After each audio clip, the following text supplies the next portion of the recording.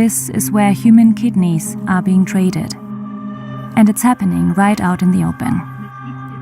Back then I was, or maybe even still am, selfish because I wanted that kidney. If I could go back in time, I would have never agreed to any of this. They are making money via children like Ammon. For a fact, this is organized crime. Why has Eldoret in Kenya become an international hotspot for organ trafficking? There are very powerful people who may be involved. My life could be in danger. In a months-long investigation with German media organizations Der Spiegel and ZDF, we researched a multi-million organ trafficking network reaching far beyond Kenya's borders. And its devastating impact on those affected.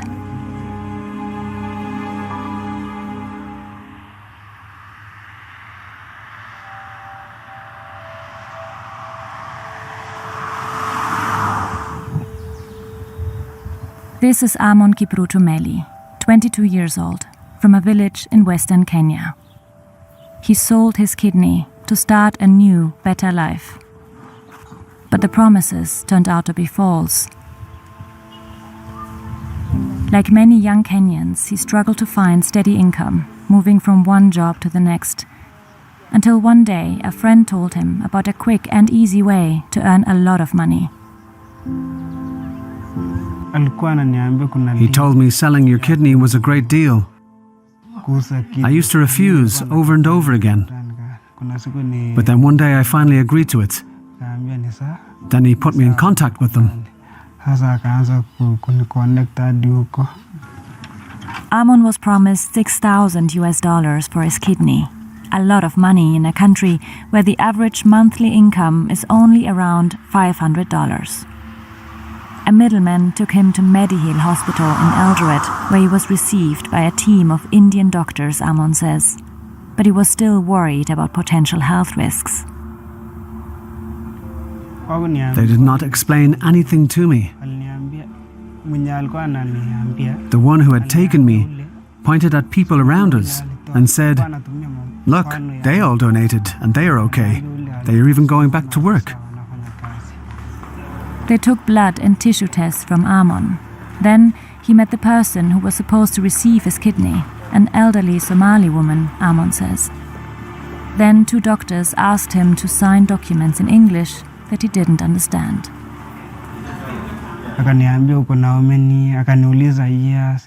He asked me how old I was, and when I told him, he said I was too young.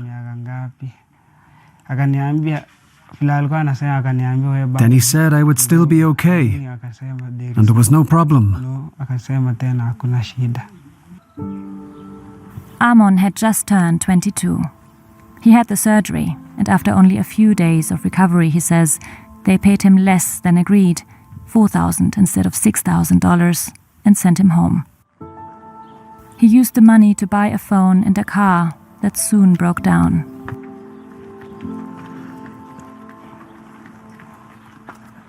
Shortly after, he started to feel miserable. He wasn't eating, felt dizzy, and had pains in his lower abdomen. He fainted, so I decided to rush him to hospital. There, doctors told her Ammon was missing one of his kidneys. She was shocked to learn he had sold it. They are making money. They are making money through young children like Ammon. Like me, they didn't console me. I found only the child when he fainted. That is where I found that he does not have one kidney. She reported the incident to the police. We will later meet the investigator working on organ trafficking cases in Eldoret.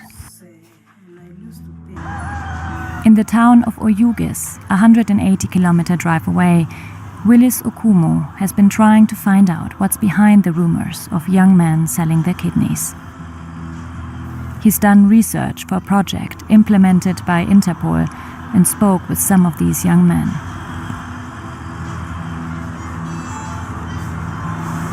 These guys are preying on vulnerabilities of young people from a poor country. And most of these young people, again, are also one of the most vulnerable within this society. We meet 4 men who claim to have gone through a similar process like Ammon. They say they too have sold their kidneys at Mediheal Hospital in the past 3 years. They also claim no health risks were explained to them before surgery. They also believe the promise of a better life. I went there because I had a dream of building a house, and I thought I could get a job to sustain me. They were only paid $2,000 each, they say. Kennedy bought a motorbike on credit, but soon he couldn't pay the loan and the creditors took it away. They all say recruiters working with Mediheal offered them a $400 commission for each donor they recruit. One of them recruited 2 people, he says, but stopped after. It's a way to exploit people. It is just some people getting rich. There is no benefit from it at all because you are given only very little money. How come this has been going on for years, seemingly undisturbed? There's a legal gray area that this syndicate is exploiting.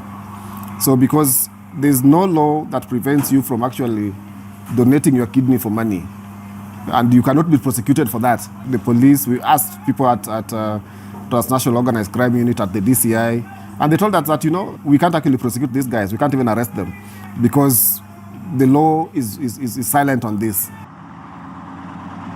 What is allowed, though, according to Kenyan law, is organ donations to relatives or for altruistic reasons. Many of those who sold their kidneys, Willie Sokumu says, have developed depression and alcoholism because they couldn't fulfill their dreams, or they had to cut back on work because of persistent health problems. I don't think it takes a lot of knowledge to know that this guy is not going to live for long because they're not eating well and they already have 1 kidney and they're into alcohol. I don't think they're going to reach 60. For a fact, this is organized crime. We want to understand how the system operates and manage to speak with a former long-term employee of Mediheal Hospital. The buying and selling of transplants started many years ago, he says. First, with Kenyan donors and Somali recipients. Then, starting in 2022, recipients came from Israel and, as of last year, Germany. Many of the donors of these well-paying customers are flown in from Azerbaijan, Kazakhstan, or Pakistan. Our source tells us donors had to sign documents stating they were not being paid and they were relatives to recipients they have never met. Because of the language barrier, they just signed. Some of them, they weren't even old enough. They were below the age. For kidney recipients, there was no cutoff age, no risk too high, he says. The oldest was 102 years old, he recalls. At Mediheal, there's a surgeon who is just after money. No matter how old you are, he'll do the transplant. He tells us 1 recipient even died during surgery, and the body had to be flown to their home country. Another with pre-existing conditions barely made it out alive, he claims. Ever since the switch from Somali recipients to Israelis and Germans, business has been booming, he says. Each recipient pays $200,000 for a kidney, he says. A person called Robert, working for the agency MedLead, oversees this part of the network. We have a chain from Robert to Kenya. Robert is dealing with Israel, Pakistan, and now Germany. Robert finds the recipient and the donors. They don't come from Israel, and some even come from Pakistan.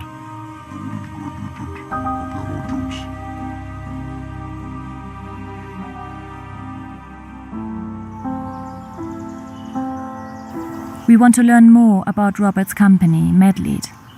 On its website it reads, "Restart your life," and more than 1,000 successful kidney transplants. It promises a transplantation in only 30 days, and it also says everything is done according to organ donation law, and promises the donors are altruistic and found via organ donation organizations. We also find Medlead Germany's Facebook page, where they post testimonial videos of their clients.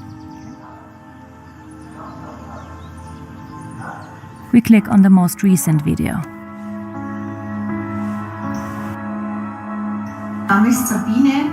I've had kidney problems for 40 years.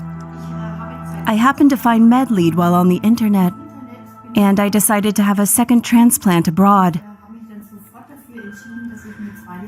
It all went wonderfully, and I can't recommend it enough. Reporters with Der Spiegel and ZDF, who we collaborated with for this investigation, traveled to her home in Gunzenhausen, Germany, to meet her. She shows them local newspaper articles that had published her moving story. Ever since she was 16, she's been suffering from a kidney disease and later needed dialysis until she received her first new kidney at age 25. For 30 years, she lived a normal life. But then 4 years ago, her body started rejecting the kidney. Desperately, the now 58-year-old started looking for a second one, 22. The waiting list in Germany is long. It can take 8 to 10 years to receive a kidney. Why does it take so long? There's a high demand for organs in Germany, with relatively few donors each year. If you don't have a relative or close friend who's willing to donate, then you have to wait for someone to die who has agreed beforehand to donate their organs, with an organ donation ID card, for example. Those who have not voiced or documented their agreement are not considered for organ donation. This is also the case in India and Pakistan, for example, as well as other countries shown here in red. But for the countries in blue, the opposite is the case. Unless people have not explicitly voiced or documented their unwillingness to donate, they will be considered for donation after death.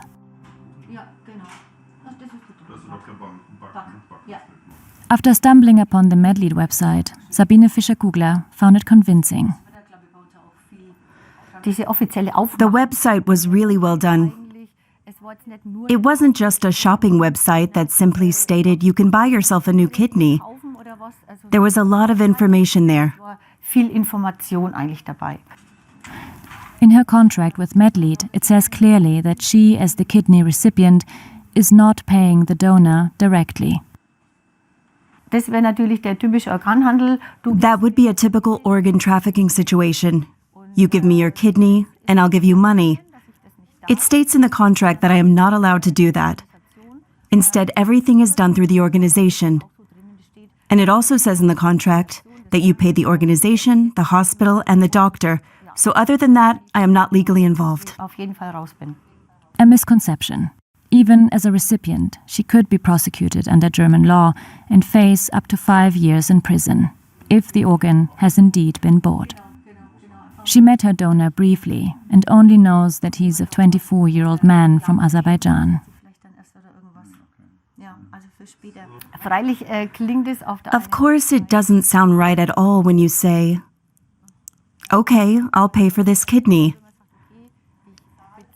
That the donor gets money for it is well known to everyone, but it's not in the contract.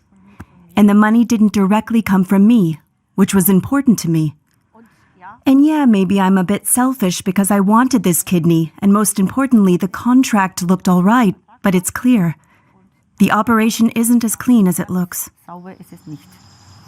We take a closer look at Medlead's head, Robert Spolansky, the same Robert that the former hospital employee mentioned earlier.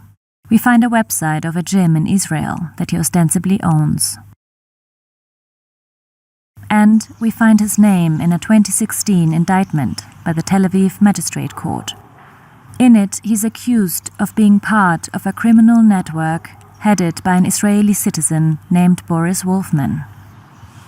According to the indictment, the network is responsible for performing a large number of illegal kidney transplants in Sri Lanka and Turkey, the Philippines and Thailand.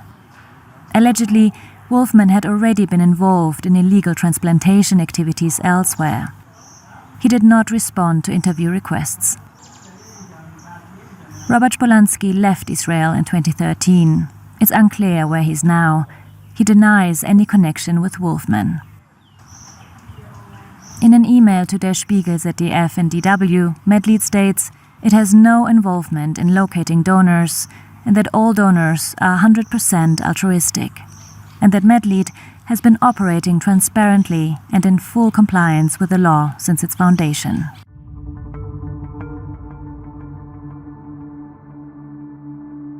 According to our research, before and after the kidney transplant, Medlead's patients are staying at the Ika Hotel in Eldoret.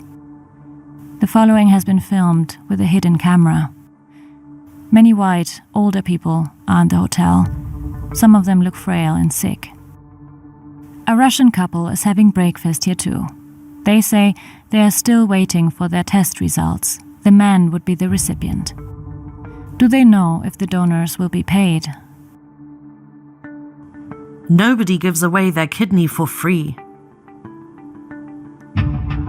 A family from Israel is also here.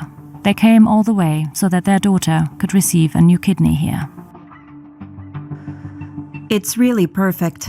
They have a success rate of 98%. They also are here because of Medlead, they say. Medlead, it's called. Medlead. It's a company that's sitting in Turkey or London.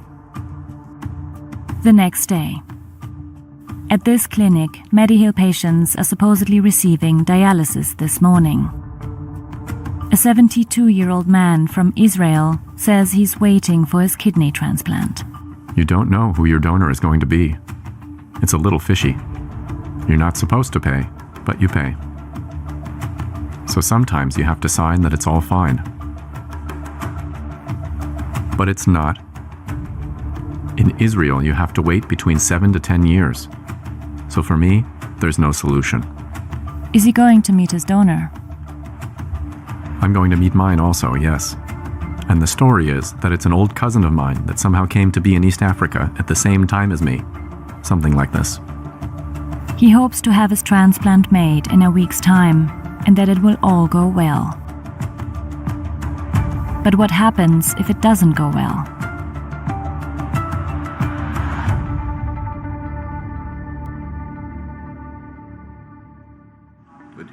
Dr. Jonathan Waller has treated several patients who came back from having a kidney transplant at Mediheal Hospital. He heads the Kenya Renal Association, an umbrella group of kidney specialists.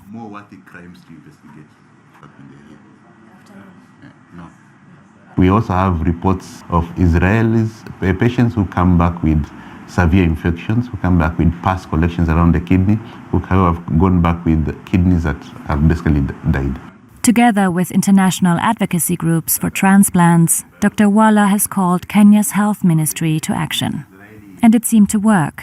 A 2023 fact-finding mission conducted by the Kenya Blood Transfusion and Transplant Service into Mediheal found recipients and donors were indeed in many cases not related. Transplants were conducted despite poor matching results.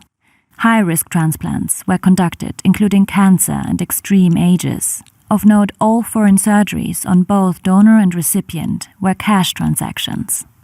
The report recommends the allegation of organ trafficking must be investigated by relevant authorities. It also advises a follow-up inspection in 3 months' time. The report was never published, nor its conclusions implemented. We meet with a criminal investigator working on organ trafficking cases in Eldoret. He says he's been having difficulties investigating these cases because of a climate of fear.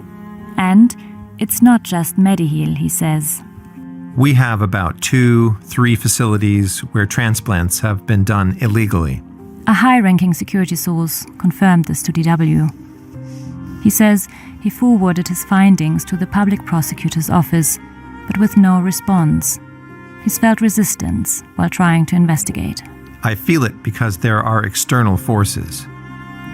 Being organized crime, they are very powerful people who may be involved. There are many ways they can block activity.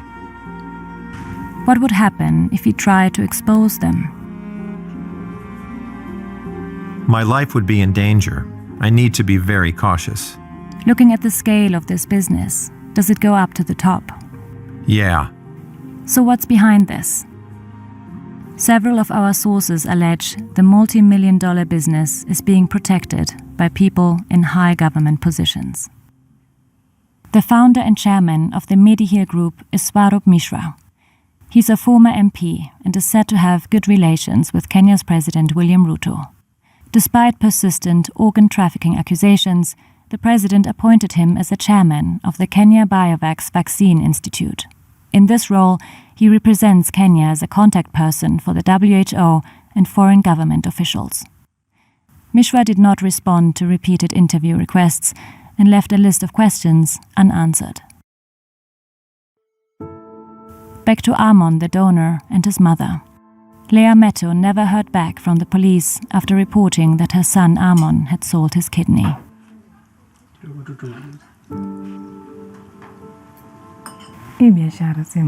This business is not good because as you help one person, the other one is suffering. If someone's kidney isn't functioning, why go and then remove one from another person? You're leaving them to die. This is exploitation. When I found out that my son was sick, if I had not taken him to the hospital, he would have died. Even though he's only 22, Ammon is not able to lift heavy objects or do any physical labor. His mother struggles financially to care for him and pay his sister's school fees. She worries about what will happen when she gets older. She had already prepared a job application for Ammon. He was supposed to travel to Egypt. His reference letter was just written days before the surgery. I feel terrible. Right now, I feel like I hate myself.